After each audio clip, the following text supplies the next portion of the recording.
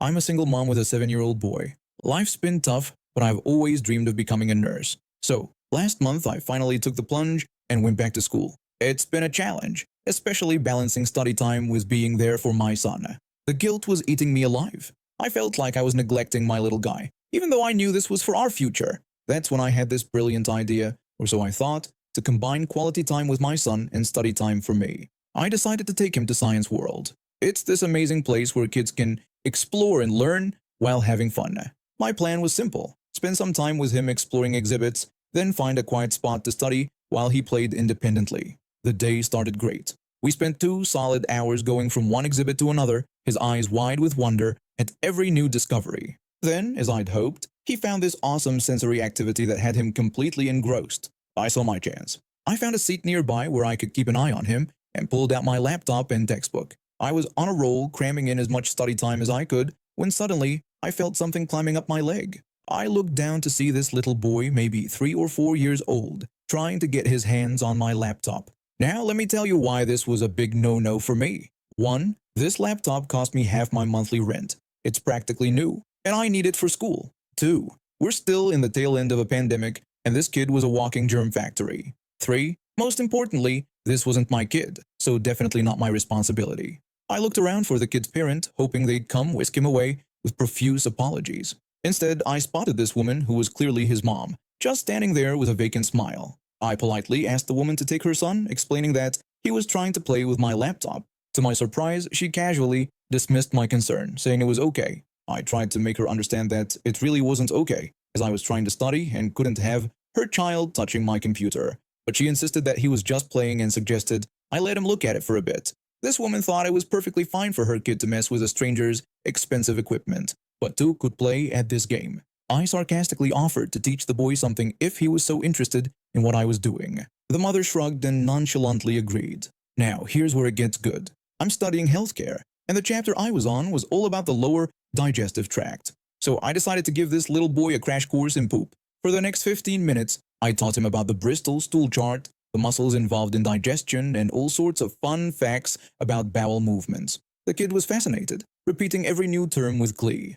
Finally, I decided it was time for the grand finale. I suggested to the boy that he go tell his mommy what he had learned. The kid ran off excitedly, and I watched with barely contained glee as he approached his mom in the quiet zone of the museum.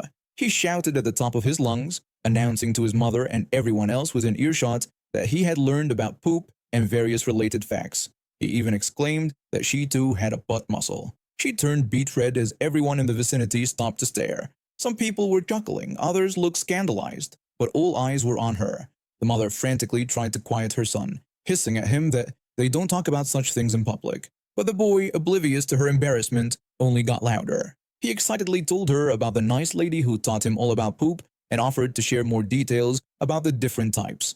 Karen grabbed her son's hand and practically dragged him out of the area. As they passed by me, she shot me a death glare and angrily whispered that what I had done was completely inappropriate. I just smiled sweetly and echoed her earlier words, saying it was okay and that the boy was just learning. I could hear the kid still chattering excitedly about his new knowledge. Sometimes, the best way to deal with entitled people is to give them exactly what they ask for, just not in the way they expect.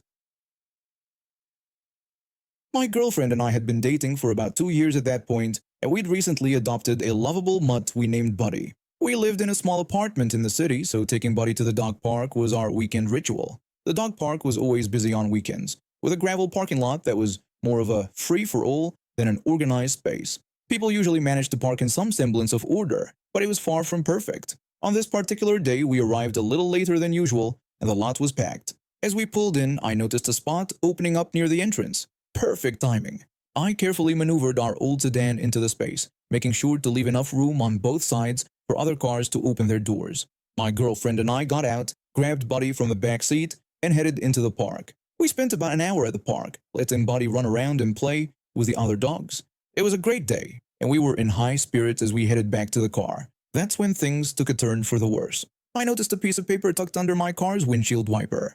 At first, I thought it was just an advertisement, but my girlfriend picked it up and gasped. She exclaimed in shock that someone had hit our car. I asked her if she was serious. I rushed over to see what she was talking about. Sure enough, there was a large scrape along the driver's side of our car from the front bumper all the way to the back door. The paint was badly damaged, and the front bumper was slightly dented. I wondered aloud who would do something like this and just leave. My girlfriend handed me the note. It read, "Saw someone hit your car. Call me if you need a witness." I was furious, but also grateful that someone had seen what happened and left their contact information.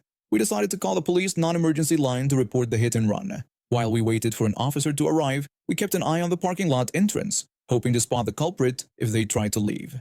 To our surprise, a police officer approached us on foot. It turned out she and her partner were off duty walking their own dog in the park. Talk about lucky timing. We explained the situation and she took our information. She then stepped away to call the witness who had left the note. When the officer returned, she informed us that she had spoken with the witness and needed to investigate further. She asked for our address, saying she would get back to us at home. We provided our details and the officer assured us she'd be in touch. Feeling a bit deflated but relieved that, at least, something was being done, we decided to head home. On the way, we stopped to get the car washed, carefully avoiding the damaged area. At home, we took pictures of the damage and called our insurance company. A few hours later, there was a knock at the door. It was the same police officer from earlier. The officer informed us that she had completed her investigation and that the person who hit our car had been issued a ticket for failing to report an accident. She handed us a copy of the report for our records. I thanked her profusely for her help and inquired about the amount of the fine. She told us it was a $200 fine and offered to help if we needed anything else. We were relieved that the person had been caught and ticketed, but I couldn't help feeling that a $200 fine wasn't nearly enough for the damage they'd caused. A few months passed, and our car had been repaired. The total cost came to about $1,300, which our insurance covered. We'd almost forgotten about the incident when I received an unexpected phone call. The caller identified themselves as the Crown prosecutor handling the case of the hit-and-run incident we were involved in. They explained that the offender was contesting the ticket and we'd need to appear in court as witnesses. The prosecutor asked me to provide more details about what happened that day. I recounted the events, and the prosecutor informed me that I'd be receiving a summons to appear in court in a couple of months. When the day arrived, my girlfriend and I headed to the courthouse, feeling nervous but determined to see this through. The courtroom was bustling with activity. There were other people contesting various tickets, speeding, parking violations, and the like. We watched as case after case was dismissed due to the ticketing officers not being present. Finally, it was our turn. To our surprise, the person who hit our car didn't show up, but they had sent a representative from a legal service. The police officer who had helped us that day was there, as well as the witness who had left a note on our windshield. The judge called the case, and we were asked to wait outside until it was our turn to testify. My girlfriend went first while I waited in the hallway with the police officer. I took the opportunity to thank the officer again for all her help that day, and she humbly responded that she was just doing her job. After what felt like forever, I was called in to testify. I took the oath and sat down. The prosecutor asked me to recount the events of the day in question. I explained how we discovered the damage and the note left by the witness. The prosecutor then brought up the invoice for the repairs and requested to enter it as evidence. The offender's representative objected, arguing that it was being introduced too late. After some back and forth, the judge allowed it. The prosecutor then asked me to confirm the total amount for the repairs, which I did, stating it was $1,300. The offender's representative then took his turn questioning me. He asked me to confirm that the invoice showed the cost of parts was $400, which I did. He then stated he had no further questions. I was dismissed, and the police officer was called to testify. Her account was far more detailed than I expected. The officer described how, after speaking with the witness, she obtained the license plate of the van involved in the incident. She went to the registered address and spoke with the offender, who admitted to hitting the car. The offender explained that she had sideswiped it with her van, got out to assess the damage, and then left, without reporting it. The officer went on to describe how the offender's husband had tried to switch out their van before the police arrived, but the officer had caught on to their attempt at deception. The offender's representative tried to argue technicalities, like the exact address on the ticket, but the judge wasn't having any of it. When it came time for the final decision, we were on the edge of our seats. The judge declared that, having heard all the evidence, he found the charge of failing to report an accident to be valid. Furthermore, he increased the fine to the maximum amount of $500. The offender's representative pleaded for leniency, citing potential insurance issues. However, the judge stated that the offender's relationship with their insurance company was a personal matter and not the concern of the court. He reiterated that the fine would stand at $500. We left the courthouse feeling relieved and grateful. I'm glad we could finally put this whole thing behind us. My cousin and I were inseparable, always getting into mischief together. We weren't bad kids, just curious and full of energy. There was this other boy at our school who always tried to one-up everyone. He thought he was better than us, and it drove me crazy. One day, this kid, let's call him the bully, came up to me with a dare. He bet me that I couldn't jump off the clock tower, offering a whole pound of my favorite dessert from the bakery if I did it. Now, I loved sweets, and that dessert was my favorite. Plus, I couldn't back down from a challenge, especially not from him. So, without thinking it through, I accepted his challenge and told him to watch me do it. I climbed up that clock tower, heart pounding. When I reached the first floor, I looked down. It seemed so high, but I couldn't chicken out now. I took a deep breath and jumped. The pain was immediate. I felt my ankles crack when I hit the ground. The bully's eyes went wide with fear. He exclaimed in shock, realizing what he had done. He quickly put me on his bicycle and pedaled as fast as he could to my house. He dumped me at the front door and sped away, before anyone could see him. I spent the next 6 months recovering, my legs in casts. My family thought I'd fallen from a tree or something. I was too embarrassed to tell them the truth. When I finally went back to school, I was ready to collect my prize. I asked the bully about my dessert, but he pretended not to know what I was talking about. He acted like the bet never happened. I was furious. That's when my cousin and I came up with a plan to teach him a lesson. We waited for the perfect moment when no one would be around. Then we jumped him. We managed to pin him down, feeling pretty proud of ourselves. But then we realized our big mistake. I asked my cousin what we should do next, and he replied that he didn't know, worrying that if we let the bully go, he'd beat us up.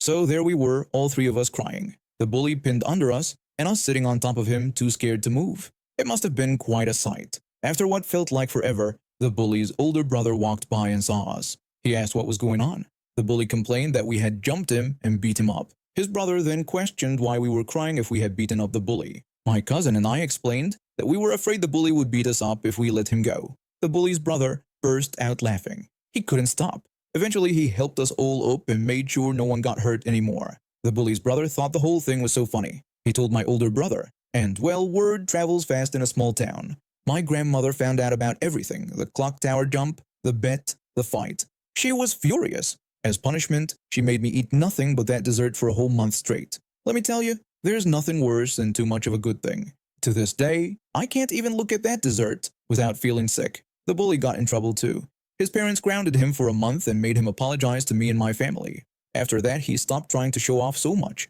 We even became kind of friends. Looking back, it was a pretty silly thing to do. But hey, that's what being a kid is all about, right? My husband and I were overjoyed when we learned we were expecting our first child. However, our happiness was soon overshadowed by my mother-in-law's increasingly bizarre behavior. From the moment we announced the pregnancy, she became overly involved, calling multiple times daily for updates. When our daughter was born, she arrived at the hospital unannounced, pushing past my own mother to reach the baby. She spoke of taking our child home, revealing she had prepared a nursery at her house. A week after bringing our daughter home, my mother-in-law presented us with papers, declaring her intention to seek primary custody. She argued that we were too young and inexperienced, insisting she knew best as she had raised my husband. We were shocked but tried to reason with her, explaining that while we appreciated her love for our daughter, we were the parents and would raise our child ourselves. A month later, we were served with court papers. My mother-in-law was suing for custody, claiming we were unfit parents because we wouldn't let her be the primary caregiver. In court, she argued that her years of experience made her the best choice, even boasting about her fully equipped nursery. The judge dismissed the case, stating she had no legal grounds for custody. We thought the ordeal was over, but we were mistaken. A week later, I woke to find our baby missing from her crib. A note on the changing table read, "I'm taking the baby for a day of proper parenting. You'll thank me when you see how much better she responds to my care." Panic-stricken, we called the police, who issued an Amber Alert. Hours later, my mother-in-law appeared at our door with our daughter, acting as if nothing was wrong. She smugly suggested we could now learn from her example. Before I could react, 2 police officers arrived and arrested her for kidnapping. When they led her away, she shouted that we were ungrateful and would regret this. My mother-in-law was ultimately charged with kidnapping and attempted custodial interference. She received a 5-year prison sentence with mandatory counseling, and we were granted a permanent restraining order against her. A year has passed since then, and our lives have settled into a peaceful routine. My husband has severed all ties with his mother, recognizing how toxic and dangerous her behavior was. We're raising our daughter surrounded by supportive family and friends who respect our roles as parents.